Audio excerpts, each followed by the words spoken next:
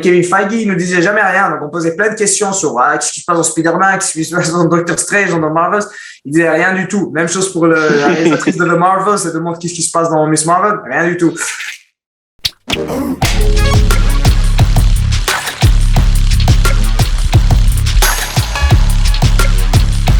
Pour nous, c'était déjà dans le comic, quand on lisait le comic, on voyait qu'il y avait cette fille, son identité était très importante, l'aspect pakistanaise, musulmane, sa famille, ses amis, et on montrait en fait que voilà, une fille musulmane, elle est comme tout le monde, on a tous ces problèmes avec les parents, essayer de sortir quelque part, ne pas pouvoir faire ça, on veut être cool à l'école, mais on sait pas vraiment comment faire, on est très maladroit sur ce plan-là. D'un côté, c'est une image réaliste, je crois, d'une musulmane, voilà, elle va à la mosquée, elle fait des fêtes religieuses, normales. Et d'un autre côté, il y a un côté universel aussi, parce qu'il ne faut pas être musulman, il ne faut pas être une fille musulmane pour se reconnaître dans ce personnage-là. Et c'est ça la force du comique et la force aussi, je crois, de la série, parce que sa famille, en tout cas sa communauté, ses amis, c'est ça vraiment son super pouvoir, on pourrait dire. Il y a un petit côté Encanto. Voilà, exactement, ouais, exactement. Ouais, de ouf.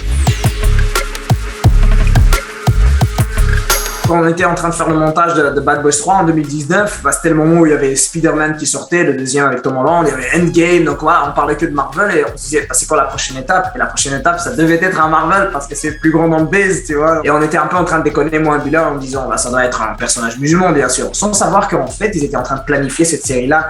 Et c'est comme ça que nos agents, ils nous ont mis en contact avec Kevin Feige et Marvel. Et immédiatement, on a eu cette connexion avec ce personnage parce que nous-mêmes, on avait 15 ans, 16 ans, en tant que musulmans marocains en Belgique, on cherchait notre identité, voilà, entre la culture musulmane à la maison, la culture belge occidentale à l'école, et on reconnaissait vraiment cet aspect-là de cette fille pakistanaise musulmane entre ces deux cultures qui cherchent son identité. Et voilà, on s'est dit, on ne peut pas ne pas faire partie de ce projet-là, et c'est ainsi que ça s'est arrivé. Dans les séries animées que ce soit Spider-Man ou X-Men des années 90, cet univers, cette atmosphère-là, ces personnages là-bas qu'on n'a pas trop vu, ça serait vraiment super kiffant de les voir. Et du côté d'ici, bien sûr, avoir un film ou une série sur les personnages de la série animée de Batman, qui est sorti après celui de Tim Burton.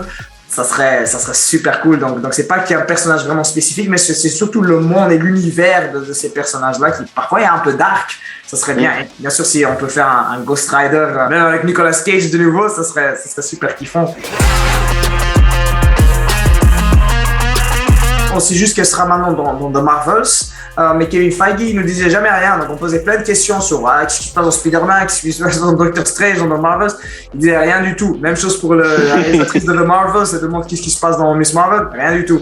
Nous-mêmes, on ne sait pas, mais on peut juste espérer qu'on nous donne la chance, en tout cas, de continuer avec ce personnage, que ce soit dans une deuxième saison ou même dans un film Miss Marvel, parce que je crois qu'il y a beaucoup de potentiel. Je crois qu'on peut vraiment grandir avec elle, comme on a un peu grandi avec Tom Holland, avec son Spider-Man à lui, et avec les pouvoirs maintenant. Si on l'espère, on peut faire des grosses scènes d'action vraiment graves à la manga, quoi.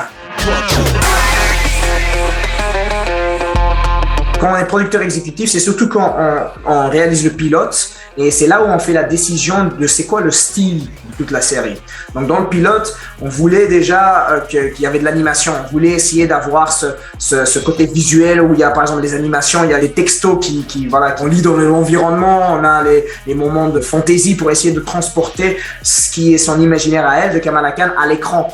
Un truc qui était quand même différent de tous les autres films ou séries du MCU, donc il fallait faire toute une présentation pour convaincre Kevin Feige et Marvel de nous laisser faire, ce n'était pas toujours simple. Une fois qu'on a vraiment décidé ce style, et bien sûr aussi le cast et tout ça, les autres réalisatrices, eux, ils vont alors prendre ce style-là et faire leur propre version de ce style-là, et nous, on est un peu là, en tant que producteur, on regarde les rushs, on regarde les performances d'acteurs, on regarde la série pour nous donner nos notes à nous, et on fait en sorte que le style essaye d'être continu tout au long de la série, quoi.